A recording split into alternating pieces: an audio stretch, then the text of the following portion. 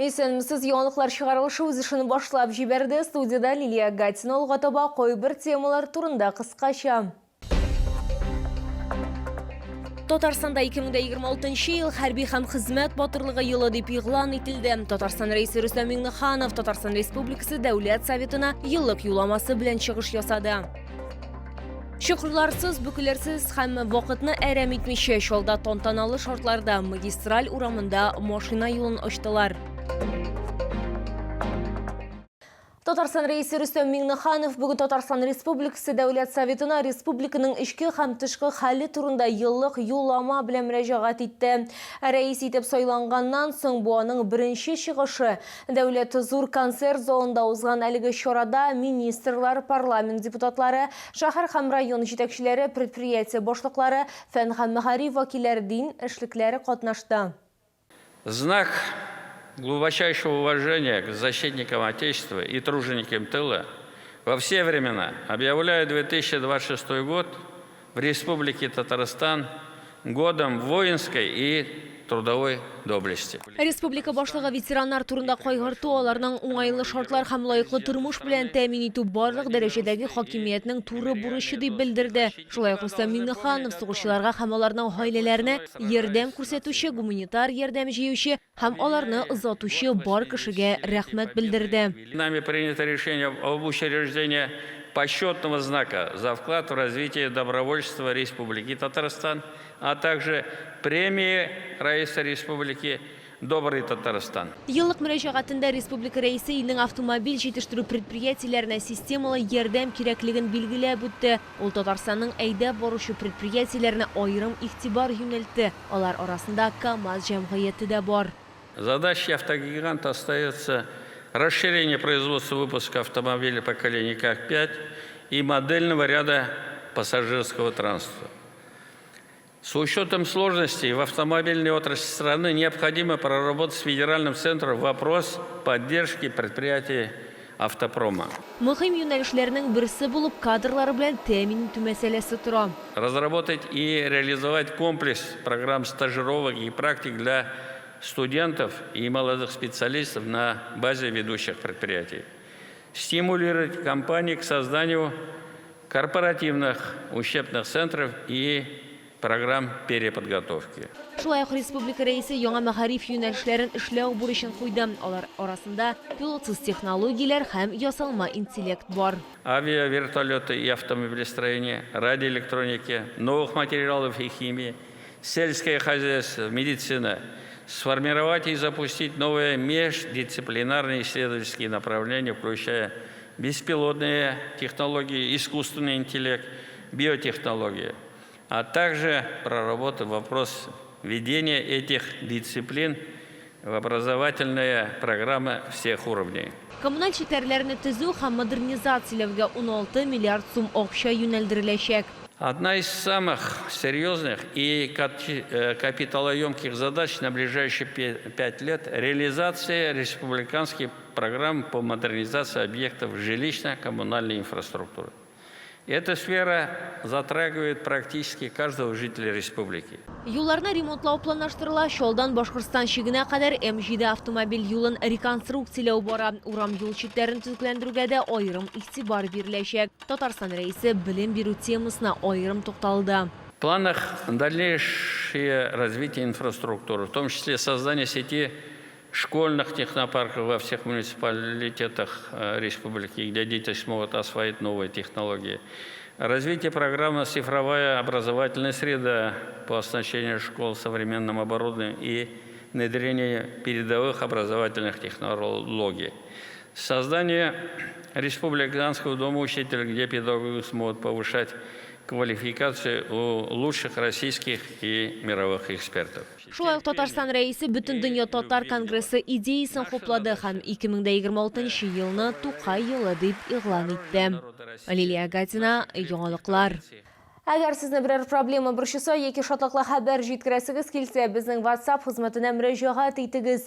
Фотосурәтләрегезне һәм видеоларыгызны 8939 311 31 телефоны буенча көтеп калабыз.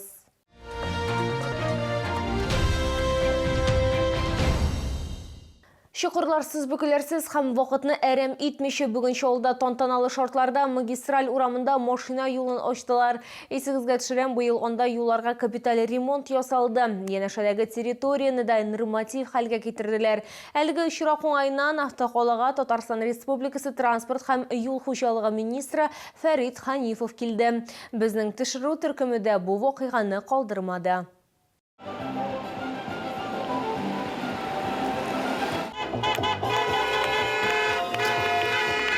Магистраль урамында автомобиль оқымы әр вақыт көп болды. Берді зор сыдырышлы автобуслар жеңіл һәм үйік автомобильлері юри. Машиналар еру үліші шәһәрнің сәнәғат предприятиялары орнашқан сәнәғат зонасы ашауза. Біздің республика бойынша зор ғана эшләр алып барыла. Жол түзейбіз, жоллар ремонтлайбыз. Быйылда мына Шаллы шәһәрендә инфраструктура для жизни деген программа бойынша миллиард 300 миллионнан артык акча кулланылды. Ул эшләр тәмамланып бара. Автомобильшілер еш қына юл үслігінің тұрышына азорланған һәм машина юлына капитал ремонт ясауны сұраған. Юл небары 2 полосадан тұран, хәрәкетнің һәр яғына бірер полоса. Хәзір ise оларның саны артты. Біз бұл юлны ремонтладық. 2200 метр юлы, 19.000 квадрат юлы болды. Ремонтқа хәлі бүгін ол 37.000 квадрат. Анды эшләрне тагында ясыйбыз, Алла берсә бөтен юллар Яр Чаллы шәһәрендә яхшы була. Магистраль урамында транспорт борылышлары һәм күзәтү кыюлары төзелгән, юл билгеләре, металл киртәләр куелган, монолит борт ташы алыштырылган, яңа тукталыш павильоннары да барлыкка килгән. Сидоровка бистәсе ягыннан велосипед юлы, магистраль урамының 2 ягында җәяүлеләр өчен тротуар ясалган, юлның озынлыгы 2 километрдан артыграк. Бу юлдан Чаллы халкы гына түгел, Тукай районы халкы да файдалана. Хәрәкәт күп вакытларда бирдә еш кына бөкеләр булган. Тукай районы халкы өчен дә бик зур вакыйга, чөнки бу юлдан һәр көнне диярлек күп Тукай районы күп халкы эшкә йөри, үзләренең җимешлары белән Чаллы шәһәренә киләләр. Әлбәттә инде алар менә бу юлның ни дәрәҗәдә алар өчен уңайлы булуы, ни дәрәҗәдә яхшы сыйфат белән эшләнүен әлбәттә бәяләрләр. Тизен шолда машина төзелеше урамында да юлны тантаналы шартларда ачачаклар. Анда шулай ук юл ремонтланды. Лилия Гатина, Илмира Гайнетдинова, Сергей Вильданов, яңалыклар. Тәҗрибә уртаклашу дәвалау педагогикасы үзәгенә Луганск Халык Республикасы белгечләре килде. Учреждение базасында алар квалификацияләрен күтәрделәр. Яңа белемнәр алдылар, тернәкләндерүнең яңа ысуллары белән таныштылар. Һөнәри тәҗрибәләре белән уртаклаштылар. Покажи рот. Покажи глазки. 4 яшьлек Гомәрнең психосөйләм үсеше тоткарлана. Мондый диагнозны аңа республика балалар клиник хастаханәсендә куйганнар. У нас ребенок разговаривал сначала, потом он потихоньку вот болел, ротавирусом болел, и падение еще было у нас. После этого у него начались откаты в другую сторону, короче. Там это пропала речь, потом часто болел. И поэтому мы уже обратились к своим врачам в своем районе.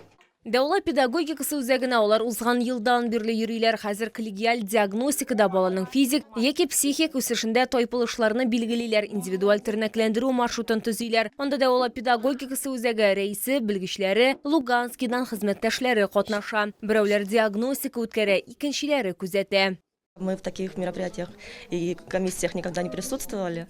Детей мы принимаем совсем по-другому. У нас каждый педагог, психолог работает с ребенком по очереди, по отдельности.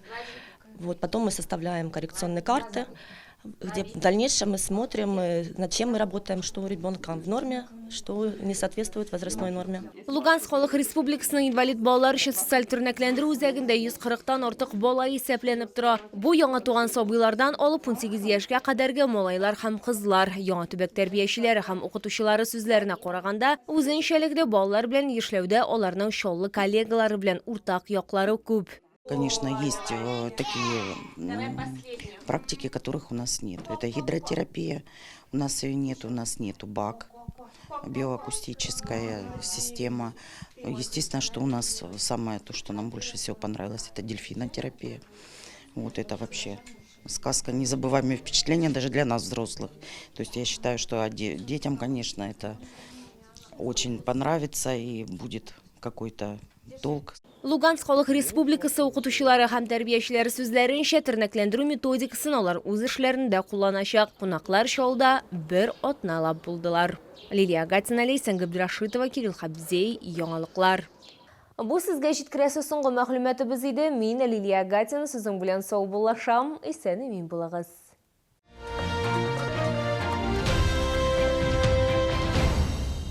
Теперь учителя, медработники и военные получают до 20% выгоды на новый Chery T4 в апельсин по государственной программе. А для тех, кто с 2 малышами, семейный автомобиль с выгодой до 10%. Если Chery, то апельсин на Хасана Туфана 3.